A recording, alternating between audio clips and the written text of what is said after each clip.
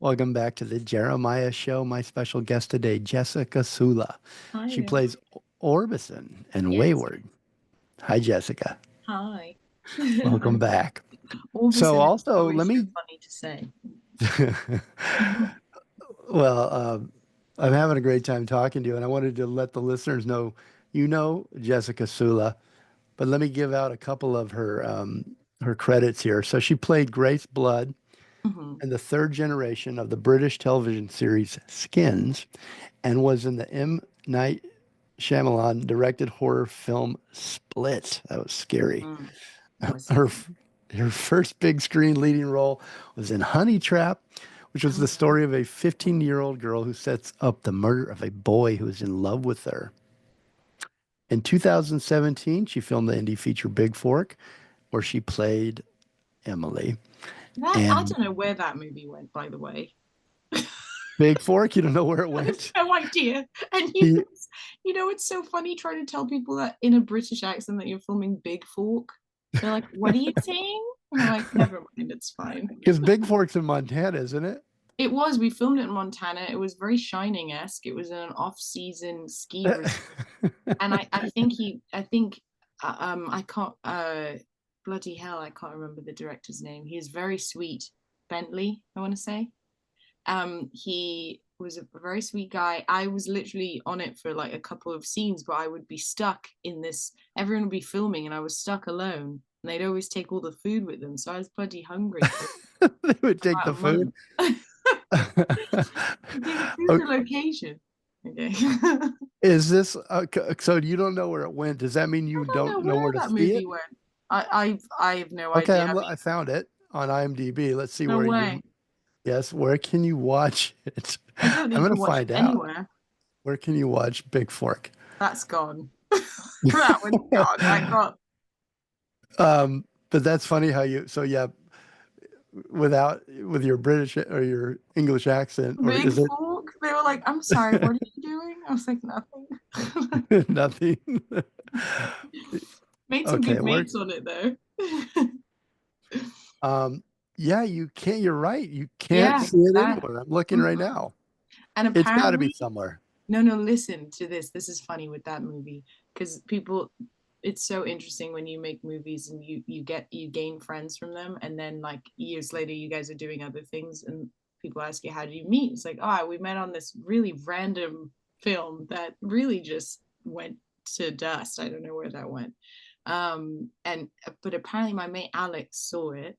He's in the movie too, and he said that there was some swear words in it and that they were blurred out, that in the middle, imagine the middle of like an indie movie, just it's just like I just thought it was Somebody, so bizarre, like beep. Like I just thought it somebody had was so edited it. crazy.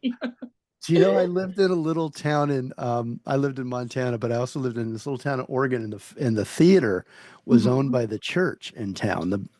And they would take the films, the pastor would take the films and he would edit them. He would do that. So I bet somebody like I think it that. was that. Yeah, so that he would be like, I saw Grease and I couldn't, I'm like, I can't No way. understand what this thing's about because No it's like way. chop, chop, chop. like, Not grease, he's cutting grease up. because, yeah, like, why would you even accept that movie in the first place? Like as an editor. So you get the idea. So Not really even though, because I mean, think about Grease without any swear words or any insinuation of anything. And it's just really, I was like, what was that there's a whole about? plot line that's gone. I bet that happened to Big Fork. I think that's what happened to Big Fork. And then he sent us an email once. He was like, "Well, I've retired from directing." And at that point, I mean, with that movie, I was like, "I'm just trying to make some money, man." Like, it's like, I you don't know, have to pick up bartending shifts like if you give me. sure, you do you. Oh man. You said that you were shy as a kid. What kind of kid were you? Like what were you interested in growing up?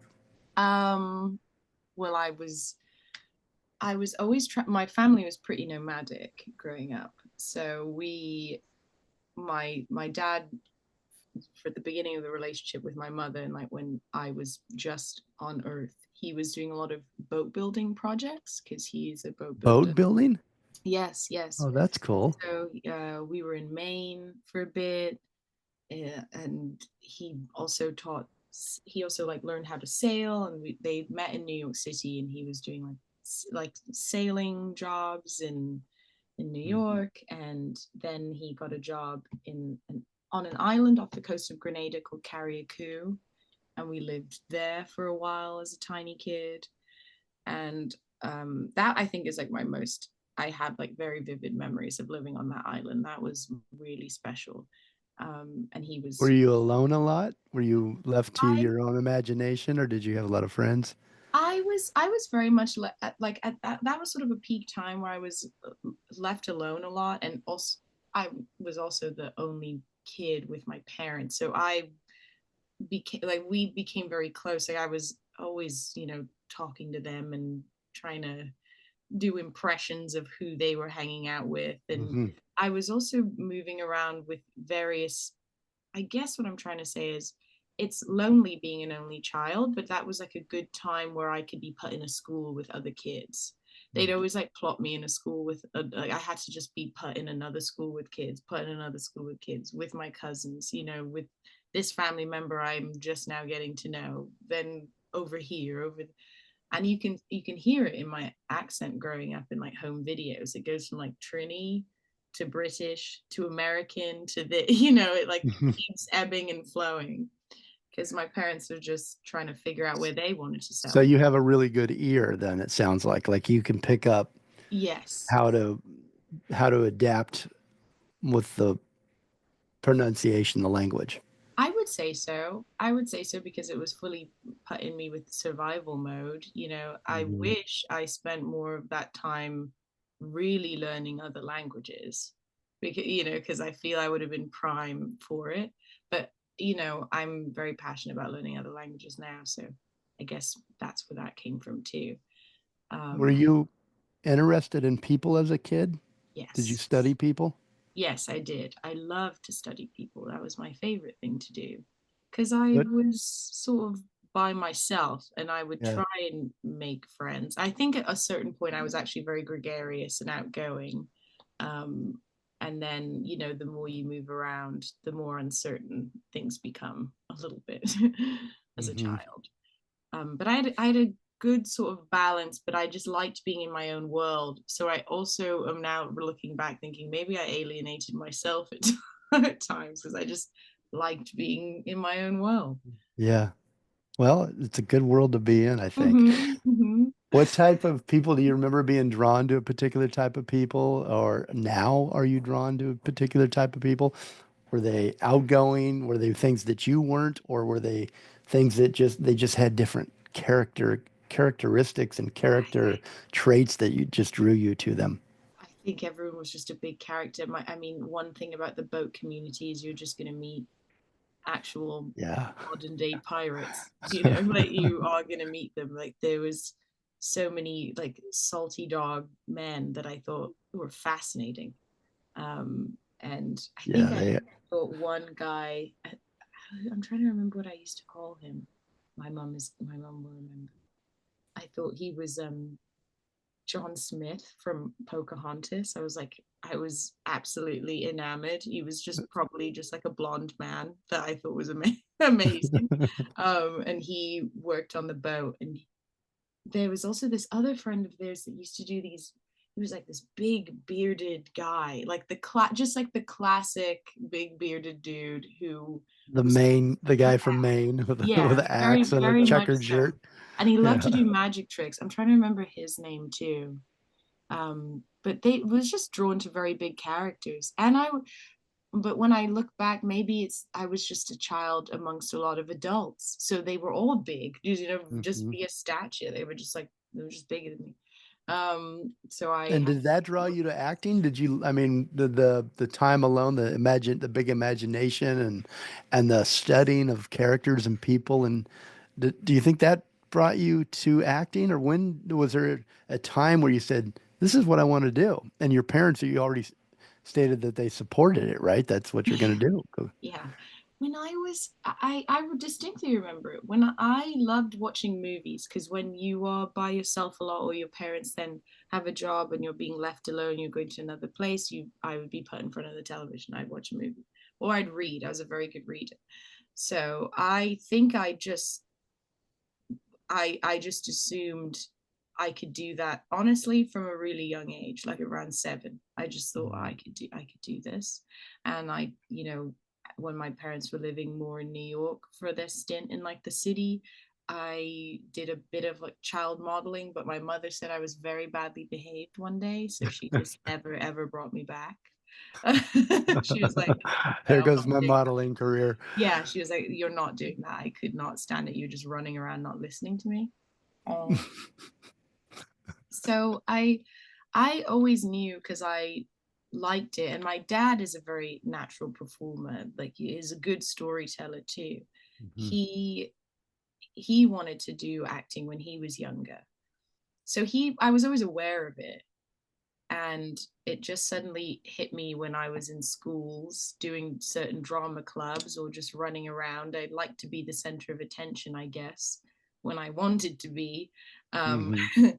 so it just felt like, yeah, I'll be an actor. That's what I'll do when I grow up. I read that you run all of your offers for roles by your dad. He reads the scripts first and then He does. lets you know. That's very cool. How much weight Yeah. does his approval of a project help you in your process? Do you guys come up against where he's like, you should do this, and you say no, or do you always take his word? If he approves of something, do you feel like has it worked for you? Has it been successful? It has worked for me. There's actually one time where he didn't, and I do kind of regret that I didn't run it by him. The way I think about roles, honestly, it's like, where am I in my life personally? Where am I in my life financially? And that's really it. Like it, and I other than that, I'm super practical when it comes to acting. I work and I get a job, and I hope that gets me another job, Hmm. because I like being sort of a traveling salesman in that way, and I want to be able to provide for myself and for my mother and father. So that's how I think about it. So whenever I run it by them, or especially him, I guess the one that he really helped me with was, I didn't know if I wanted to do this horror movie, and it's called Malum. And I Mhm. was like, I don't know if I want to do another scary thing. It's a lot of hard work, always imagining that you're going to be in extreme danger. It's very Slaughtered. just emotionally taxing, you're just like, am I going to do this? Am I? And then he said, no, because my father has such a good reference of film and he's so passionate about movies. He's like, no, it reminds me of this, and this. And that can be cool. And here are the skills you can maybe develop on set. You might get really good at doing a lot more like stunt coordinated, like Oh. acting. So he So he helped really, in that way. yeah, he really thinks about the part and how it Mm-hmm. will add to you, to Mm-hmm. your craft. Yeah, that film was a remake, right, by the same director, and Mm-hmm. yeah, that just makes me think you would be perfect for this or to write this. There should be a movie, and I'm surprised they haven't done this, where a, a horror, an actor that plays primarily in horror characters in horror movies Mm-hmm. gets killed over and over and over, and it is a there's a strange story Groundhog there, right? Day. There is a story there. You're just consistently being murdered, and you have to always think about your death, and that Yeah, can, I it's a don't know. dark place. It is a dark place, and even if you're not, even if I'm not somebody that is, I I, I can do pretty okay at leaving stuff where it should be on set, until I have a role that like really, really demands that of me. I like to keep it kind of clean, and I like to enjoy being light on my feet when it comes to entering a character and then stepping back into myself, because Hmm. I get more comfort getting to know everyone, so I feel very open to perform in front of them instead of isolating myself. So with but with a horror movie in particular, and Malum especially, you are still coming back to a hotel room. And I was just doing things that I don't think is very smart, like because I'm not very scared of horror movies anymore. I just don't, they just don't scare me.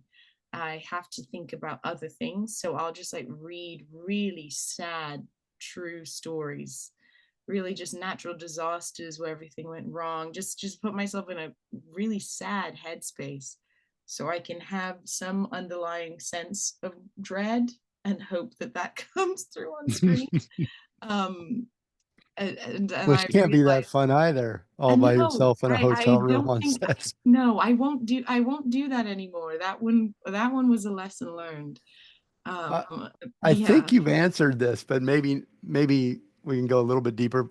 So you're very young and ambitious, um, and it sounds like you reflect at where you're at in your life when a role comes to you, and whether or not you accept that role Mhm. and feel like you can bring something to that role.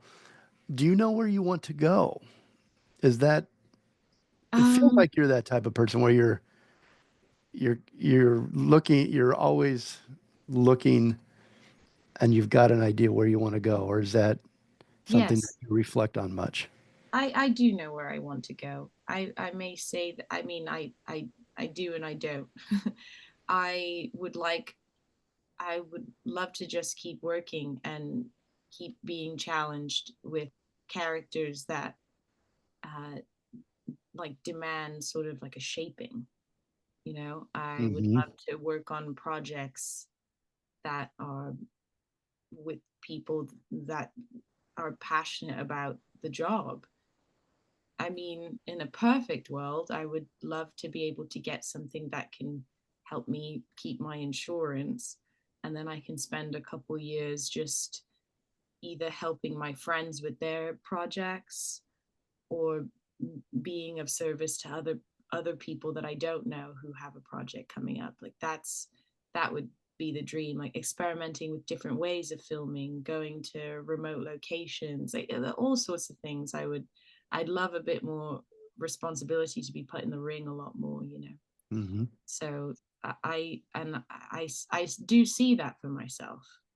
Are you impatient to get there, or do you have patience and you know it will work out when it works out? Or are you? I think I'm getting there. I'm very scared because at the same time I think I'll always be a practical person in that way, where I would also like to be able to, have income coming in or Mhm. another skill. But the idea of splitting my mind to go to something else kind of hurts my heart. But I have to look at it that that will help me in the long run Hmm. keep doing what I would like to do. Is So, your life moving fast or slow for you right now? I think it's moving the way that it should be moving. I mean, I guess, it's true what they say, the older you get, the years seem to roll by, but I also don't buy into that thing of being old. I just refuse to. I think that I'm just alive is the way I like to think about it. And I have a lot more perspective the more the years go by. So I'm just kind of keeping it there for now. Because as an especially as an actress, they people are like, oh, you're over 30 and all this sort of stuff. But I think times have changed in that regard, and you could do whatever you want at any Yeah. time for anyone. You Um, have any interest in directing or writing? it's that, I was going to mention that being on the docket. I would love to do that. At the moment, I just don't have anything specific enough to say. And I Hmm. feel I need to get my own sort of life in order. I want to have my own base, like my own home, that is mine. I think I'm just aiming to be a homeowner at this point. Like I want to have a place to put my stuff down and Yeah. really like carve out things to think about. And that's what I'm trying to focus on right now. Those are good goals. And I love your honesty about what you're what you're going through, what the process is like for you. Mhm. So thank you for sharing that. Well, we've got to take another break, but let me lift the mood a little bit. Yeah, I don't want to be like your radio version of a horror where you have to I it's have not. I mean, it is what it is. So that's really yeah. how I think about it. Well, okay. I love that. And again, I love you sharing what you're going through. It's helpful for those out there that are listening. I think it's I very think it helpful. is. The honesty is very helpful. I And would there's, like to be there for them for that reason. yeah, there's light in that. There's definitely some light in that. So what do you do on a lazy Sunday afternoon? What's that like for you? You got no work, you got no worries. You're feeling pretty good about where you're at. What do you listen Why? to? What do you do? What do you like to do Well, with everything, I just like to have treats. I like to give, I treats? think treats are important. So you have to What kind of find treats? well, whatever you desire. Like, do you like if you I like to go to the Korean spa with my girlfriends and hang out, and I like to just be able to have no plans and sit and read. I like to just walk to the park. I think carving out your life in a sweet and wholesome way is very important to me. Like making something for yourself and like that type of stuff. Like it's nothing too crazy, and if you can Treat yourself. yeah, if you can go outside of the city. If you're living in the city, I like to, spend a couple of days in a cabin somewhere. I think that's very important. I got a cabin you can stay at up in Santa Barbara, up in the Oh, you valley. do? I Hey, don't know. I don't own one. This is kind of a joke. hey, why would you So they tell filmed me Friday the that? this there's these group of cabins which they Oh, just remodeled up at the I don't lake, want to stay there. Lake Kachuma. Yeah, it's where they shot Friday the Yeah, 13th. It was a joke. It was a horror I joke. know. I like the joke. I was like, I won't stay there. Yeah, don't stay there. You got enough. You, you don't need another horror story. All right, Jessica Although I won't Sula. be scared. I'll just be like, all right, whatever. You might be. It's kind of creepy out there. There's like Really? catfish and yeah, that remember that dock that he comes off of, all dripping wet. I It's do right remember. there. See, at Yeah. horror movies from making them, I can't. I'm not scared at You watching. can't get scared Yeah. anymore. No. Yeah. Um, Jessica Sula is my guest today. She plays Orbison in Wayward. You can follow Jessica on her Instagram handle at Jessie Sula, Jessiesula. So go and do that. And then the film that we're talking about, Wayward, we're talking about a lot of films, but Wayward, sometimes getting lost is the only way out. It's available for streaming on Apple TV, Google Plus, and Amazon. In the copy of this show, I will put the link. You can go to Amazon directly and watch it. The website is waywardfilm.com. Instagram for Wayward is wayward underscore the film. And go behind the curtain of the film before you watch it with interviews with director and writer Jacqueline Froelich, Jess Wexler, who plays Arlene, the mother, Chloe Yeadry plays Cleo, Frank, played by Will Britton, and you're listening to Jessica Sula, who plays, like I said, Orbison and Wayward. Check it out. It's a really great movie, and we will be right back after this quick break. Don't go anywhere.